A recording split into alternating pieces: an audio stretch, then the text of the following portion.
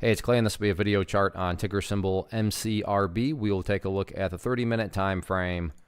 Real quick, what do I mean by 30-minute in case maybe you're new to charts? Instead of each one of these candlesticks here representing 1 day's worth of price action, which is what you would normally see, each one represents 30 minutes. So all this here may look like several days worth of time. It's actually today's price action broken down into 30-minute time slices.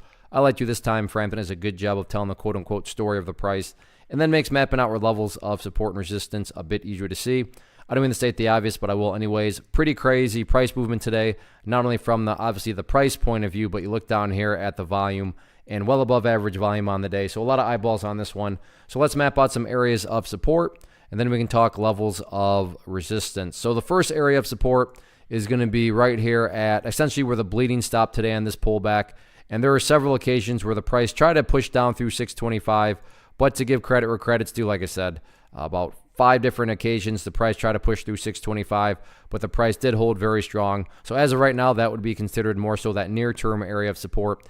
In the event the price cannot hold above that, then not very far below 625 is you have your moving averages, the pink line on my chart denoting the famous 200 period, the purple line denoting the 50 period. So right down there from basically 605 down to 590 would be the next couple areas of support if 625 doesn't hold up. Now, if 625 does indeed hold up, then yeah, these levels don't really pertain. But in the event the price does break down through those, then keep a close eye on those areas of support. In the event the price were to break below, the 625 and then come down here and break through both those areas, at that point, the chart's looking very sketchy and, is basically walking on pump and dump territory. Because think about that. If the price were to break below those areas, that is essentially putting the price right back to where it was before the big move happened. And not to insult your intelligence, but price movements with genuine power are not going to go back to where they were. They're going to make at least some sort of progress forward.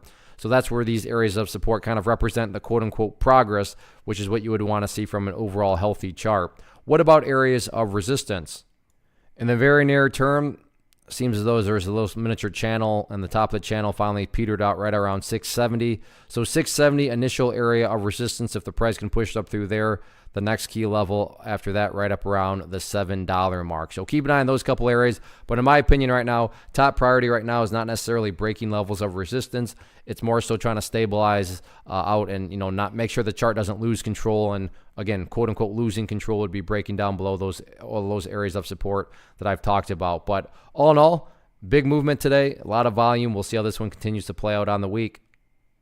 One of the biggest questions that I get is, hey Clay, how do you find the stocks that you trade? So what I've done is put together a free resource guide where I talk about the tools that I use to locate stocks that I find interesting and think may have potential. So if that sounds like something that could add value to you as a trader, then click on the image that is up on the screen right now and I will email you the guide. The guide itself is very short and to the point, and best part, it's completely free. Thanks for watching the video. Let me know if you have any questions.